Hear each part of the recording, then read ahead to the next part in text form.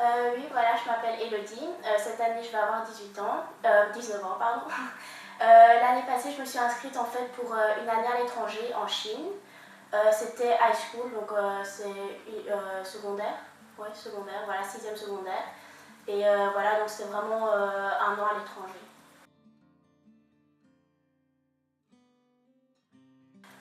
Oui, alors à la base, je devais partir en Amérique, mais j'ai changé parce que en fait, j'avais fait 5 ans de cours de chinois et je me suis dit que ce serait vraiment dommage de perdre ces années et donc j'ai choisi d'aller en Chine.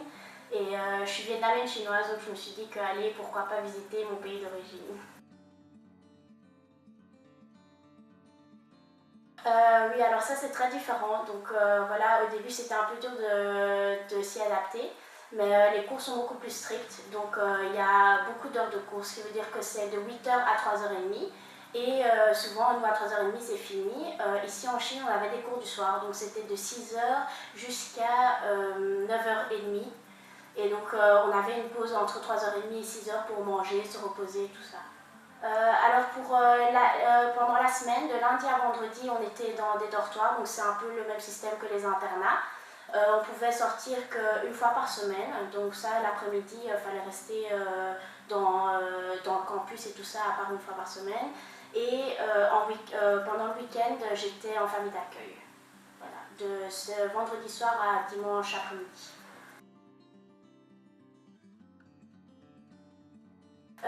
Oui, alors pour la famille d'accueil, c'est très différent, je pense, que des autres programmes. Parce qu'en Amérique, c'est très familial et tout ça. Australie, je pense que c'est un peu pareil. Ici en Chine, les gens sont un peu plus distants. Donc c'est vraiment pour un logement, voilà, ils nous nourrissent et tout ça. Donc les repas du midi, soir et tout ça. Mais les activités familiales, c'est très faible, donc il n'y en a pas énormément.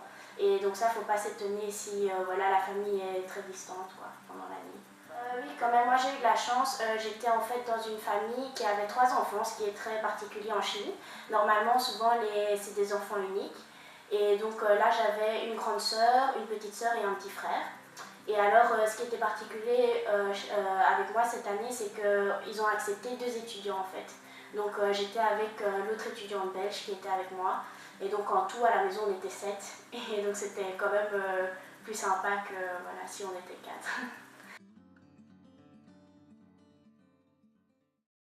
Moi, je pense qu'il a bien amélioré. Quand je suis partie, en fait, j'avais déjà une petite base, mais les 5 ans ici, c'était pas exceptionnel. Et donc, je suis partie là-bas et en un an, j'ai réussi à vraiment m'améliorer autant pour parler que pour écrire.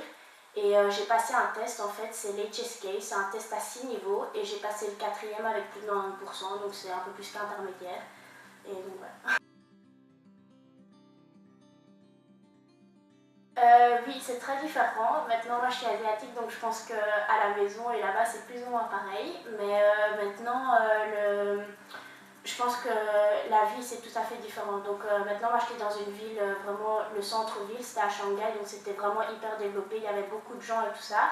Après, culturel, je pense que les gens sont très différents. Ils vivent à du 200 à l'heure et tout ça. C'est vraiment, voilà, la nourriture est différente, la manière de parler, enfin la manière de se comporter. Et je pense qu'au début, c'est un choc. Moi, le premier mois, j'ai eu difficile, mais petit à petit, je me suis adaptée et là, ça allait mieux. Donc voilà. Mais c'est très très différent. Mon meilleur souvenir, c'était le Nouvel An chinois. Je pense que voilà, on s'y attend tous. C'est vraiment en fait l'année scolaire là-bas, il n'y a pas de vacances à part le Nouvel An chinois. Donc en fait, c'est vraiment, on n'a pas de vacances pendant 10 mois et alors au Nouvel An chinois, je crois que ça dépend, mais ici c'était de mi-janvier à mi-février et on a eu un mois de congé. Et alors là, c'était vraiment avec la famille, on a été à la campagne, on a fêté, c'était vraiment hyper dynamique et tout ça.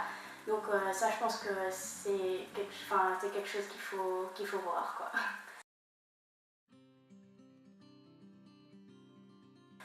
Personnellement, je suis quelqu'un de très famille, donc moi ça a été très dur pour moi de partir comme ça un an.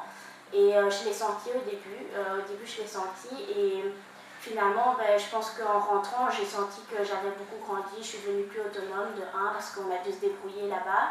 Et puis ça m'a changé parce que j'ai rencontré beaucoup de gens qui m'ont apporté beaucoup, c'est surtout ça. Moi je pense on a appris une langue mais aussi on a rencontré beaucoup nouvelles personnes à qui on tient et voilà, ça nous change quoi, et voilà.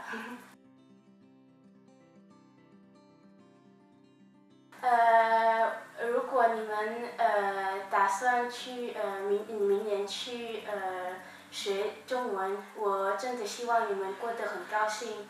然后呢，有的时候很难，但是我觉得如果你们加油，都没关系。